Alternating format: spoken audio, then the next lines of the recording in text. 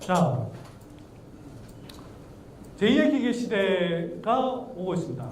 아까 앞서 말씀드린 여러 가지 이제 기술들이 뭐 결합하면서 또 융합하면서 새로운 산업들이 만들어지고 그 속에서 이제 새로운 일자리들이 만들어지고 또 없어지기도 할 텐데, 대체로 이제 제2의 기계 시대라고 할 때는 이런 거죠.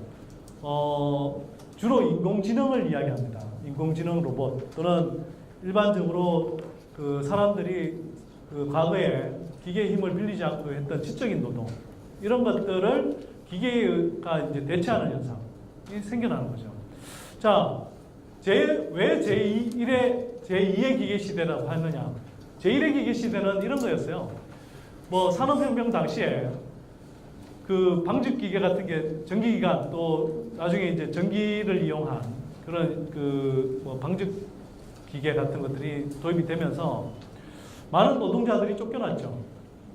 그때 뭐 그러면서 이제 러다이트 운동도 일어나고, 그래서 방직기계를 때려 부수는 뭐 사태도 일어나고 그랬습니다. 자, 그때 제1의 기계 시대는요, 기본적으로 사람의 육체적인 힘을 대체하는 시대였어요, 기계가.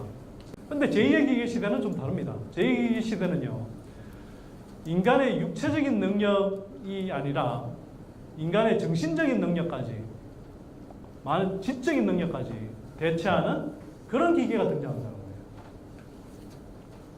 자, 그런데 제1의 기계 시대 때는요, 예를 들어서 기계들이 그렇게 사람의 육체적인 힘을 대체하고 나도 사람들이 그 당시에는 상당히 이제 일자리에서 축격이 있었지만, 시간이 좀 지나면 그렇게 해서 새로운 기술들을 적용해서 새로운 기계들의 힘을 빌려서 산업의 생산성을 높이고, 그리고 사람들은 좀 더 생산성이 높고, 한편으로는 기계가 하지 못하는 지적인 노동, 이런 쪽으로 옮겨가면서 새로운 일자리들을 만들어냈고, 그렇게 해서 계속 기계와 사람들의 일자리가 어느 정도 공존할 수 있는 흐름들을 계속, 그러니까 흐름들을 만들어냈습니다.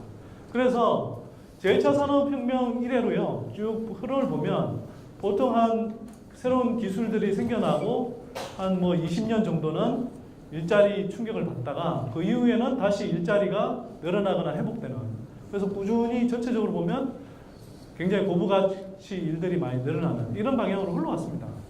근데 제2의 기계 시대는요, 제2의 기계 시대는, 자, 기계가 인간의 지적인 노동까지 많은